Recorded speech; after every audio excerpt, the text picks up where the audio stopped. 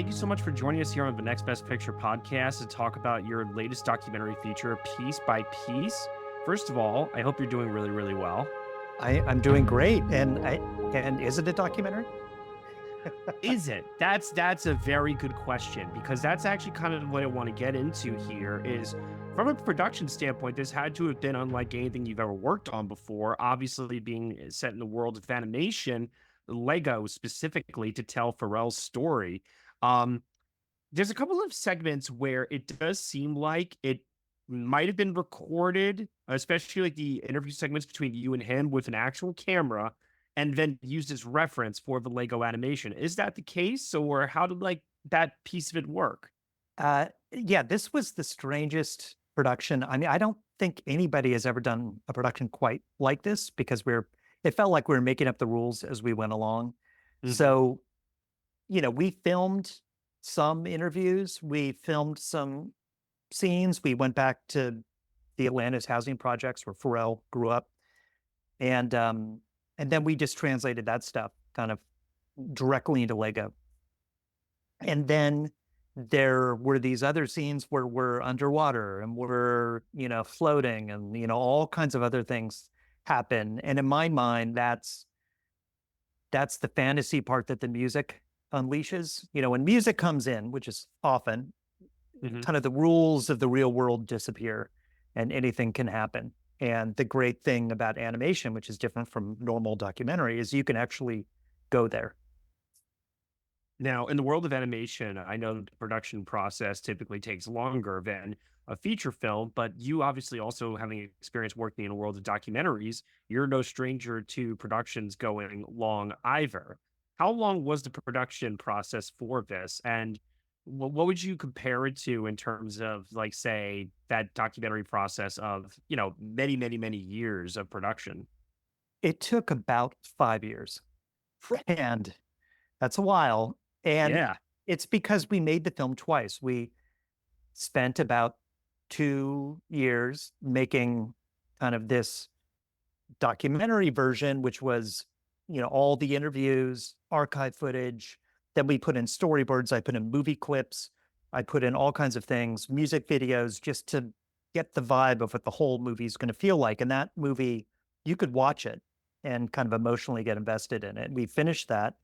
And then we went to an animation studio and we started at the beginning. We storyboarded the entire film, beginning to end, and then went through a, 2.5 year animation process. So you So started working on it was this a long. before the pandemic, basically.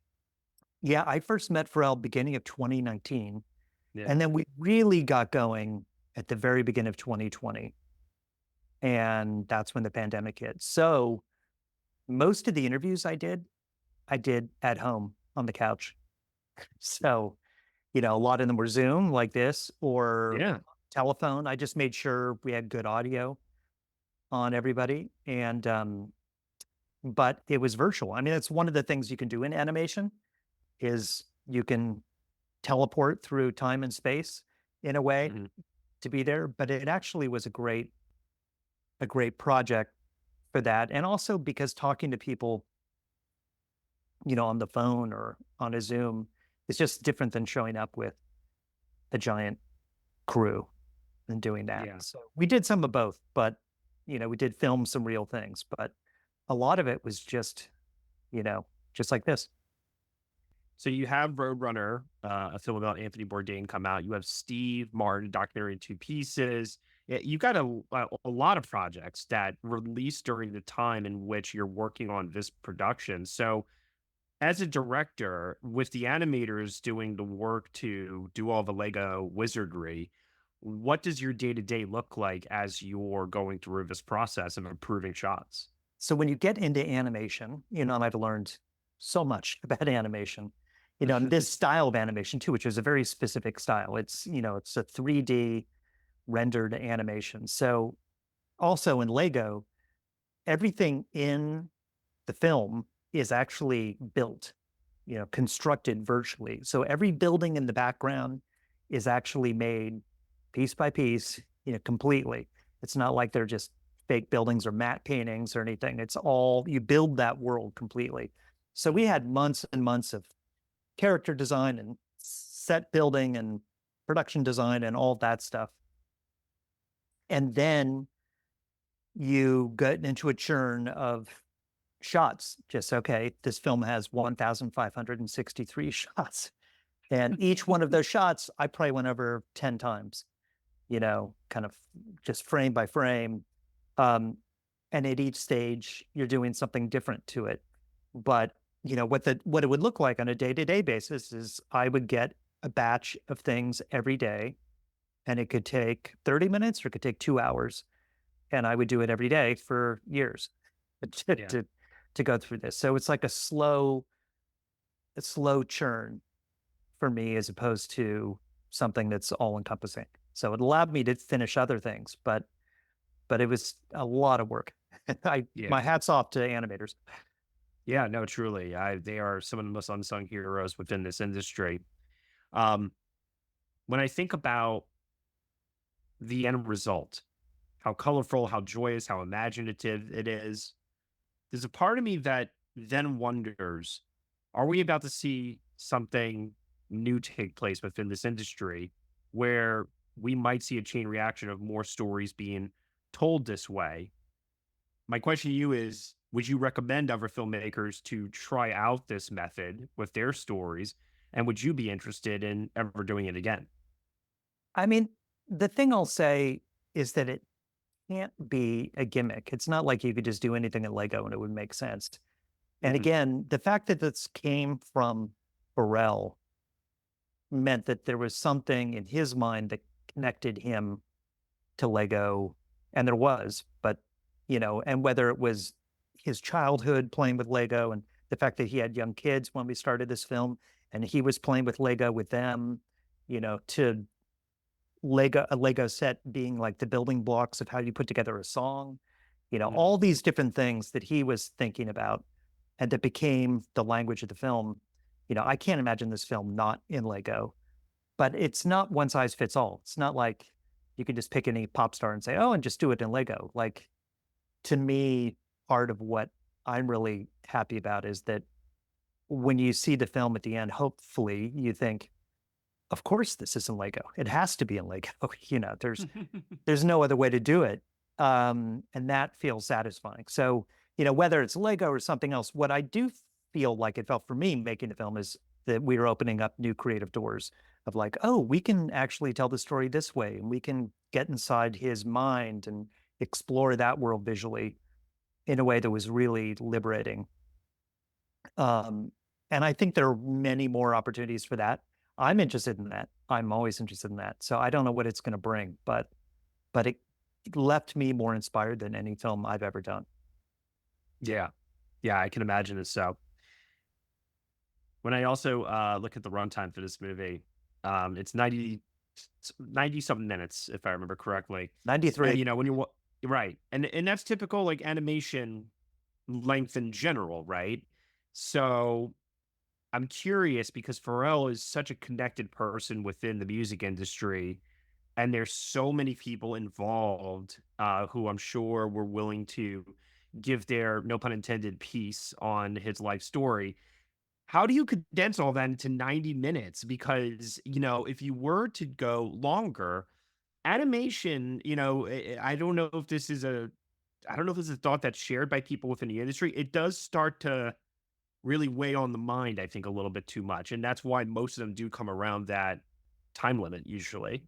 Yeah, I mean, I think it's a combination of being expensive and but also, the way I thought about it was less like I was making a film to check every box of Pharrell's career because that would take 8 hours. Yeah. And more like, let me tell a story about a creative guy, a black nerd from the projects who saw the world differently and kind of was looking to find his voice, and then it connects with the culture. Mhm. It's a story that in a way is almost where the music is almost um incidental to the creative part of it. I mean, incidental being like amazing music that helps drive the story, but that to me it was really the story about a character dealing with their own creativity. Yeah. Now, with something like this, because animation has to be pre-storyboard, otherwise, how the heck are the artists going to know what to actually work on?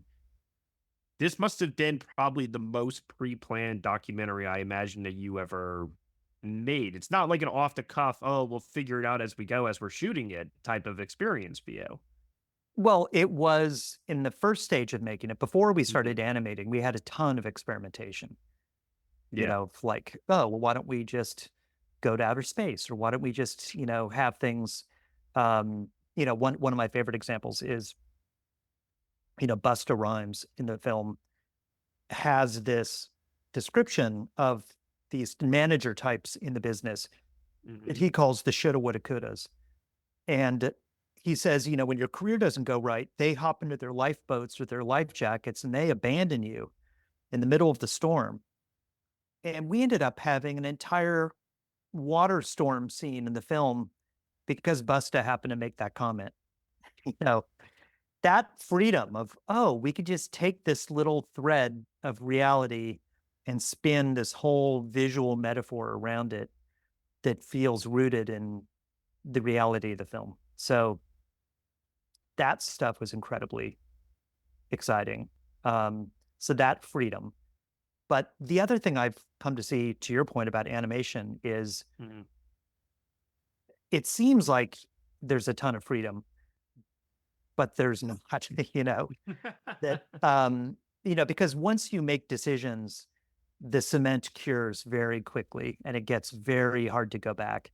And so what I realized is you really had to think 4 chess moves ahead to really be sure that if this was gonna work, it was gonna affect all these other things, and occasionally we had to go back and redo things that we thought we could do better, but it made it harder. What I realize on, some of these, giant Pixar movies, they Mhm. often, iterate and throw scenes out all the time because Yeah. they have hundreds more people than our hundreds of people working on this. Yeah. I was gonna say, if I were to compare this to let's use that as an example, a Pixar production. How many people do you have working on this compared to their resources? I mean, I don't know how many people they have. I'm sure they have more, but we still had, we were working with this Pure Imagination, a studio in LA, and another studio called Tongle, and a guy named Howard Baker, who is my animation director, and we worked very closely. And then we had studios in India and Australia and California and elsewhere. It's a massive production. Yeah, I mean, hundreds of people worked on it, you Yeah. know, um, but they maybe didn't work on it for as long as they might on another production. I mean, I wanted to make sure that every penny ended up on screen and that the film really felt as like a Lego movie. I just wanted Yeah. it to have that DNA, but also to have all the mistakes of documentary at the same time.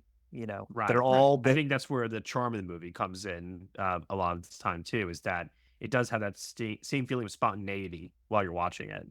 yeah, I mean, there are things that happen in real life that you would never ever write into a script. I mean, for Mhm. instance, uh, it's real footage of Pharrell sitting by a pool at the end talking about, um, coming full circle in his life, and a crow starts crowing and interrupting him, and then he starts reacting to the crow, and that happened.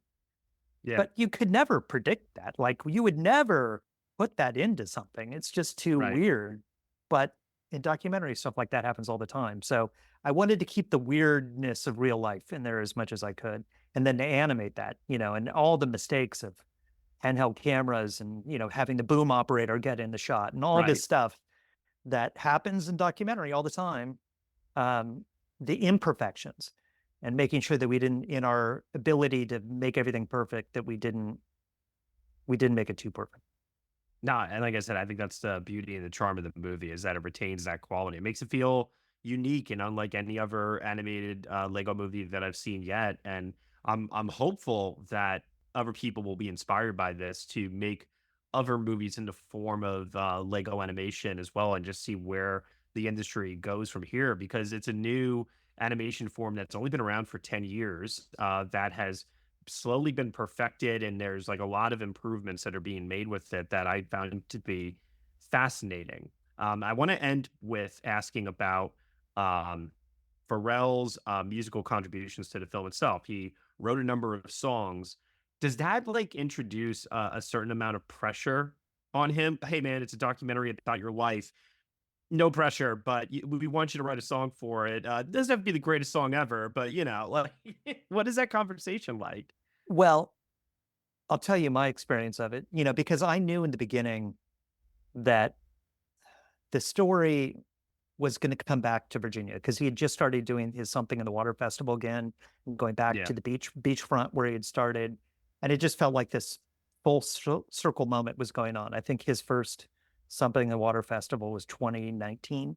It just happened when we were starting the film, and I said, I think we need a new song at the end that is gonna sum up, yeah, not only your this movie, but it sum up your life in some way. Again, no pressure.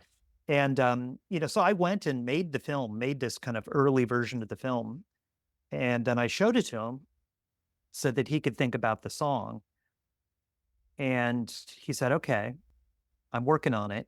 And I heard that for about a year. That I'm working on it. I'm working on it. Because I think he felt a lot of pressure. I'm sure he felt a lot of pressure. Um, and then one day I got a song and I thought it was really good. And we started working with it. And then about 2 weeks later, I get a call saying, "Okay, throw that first song away. There's a new song coming." And then he texted me the new song, and it's the song now, Piece by Piece 2.0, which is the version in the film. Hmm. And he's like, "This is it." Um, so I know he was grinding on it, really trying to get it right. And so then that song really clicked into the movie. And then he started sending me more songs. So, I wrote a second song for the credits. He ended up writing a song for the beginning. And then he wrote this other piece called what that he called Lego Odyssey. But he's been living in France because he's been working with Louis Vuitton, and in France, um, Le Ego is pronounced Lego. So it's Le Ego Odyssey, and so much this film is dealing with the idea of ego. And so he wrote this like magnum opus about his ego, and parts of that are in the film too, all over. So, it was like once the floodgates opened, suddenly music was just started raining down, because I think it must have been intimidating for him to kind of get there. But once he cracked it, then the floodgates open. All right. Well, we're just about out of time here, Morgan. But as we wrap up now, I just would like to know, where can we see your work next, beyond Piece by Piece? I know you always have a lot of projects in the pipeline. What's the next one? The next one is a Paul McCartney documentary that I'm doing about Paul in the 70s, basically what happens after the Beatles break up and how does he figure out who he is if he's not a Beatle. So it's all the Wings story and all of that, which I as a kid loved, all that stuff, still do. So it's a different angle on Paul's story, and that's going to come out next year. Hey, you always aim big, man. I don't know how you always do it, but get some sleep, I hope. Exactly. Sometime soon. Maybe after this film comes out, you can rest a little bit. I don't know. But thank you so much. And once again, thank you, too, for doing it in such a unique and visually audacious way. I love when I see a documentary that, breaks tradition and inspires, and I hope that people have a very joyous time watching this in the movie theater. Well, thank you. Thank you. No, we definitely tried to take a big swing, and it's amazing to see people respond to it. Even little kids respond to it in a way that doesn't normally happen with a documentary. So that's good. All right, Morgan. Thank you so much, and take care. Yep. Great talking to you. You too.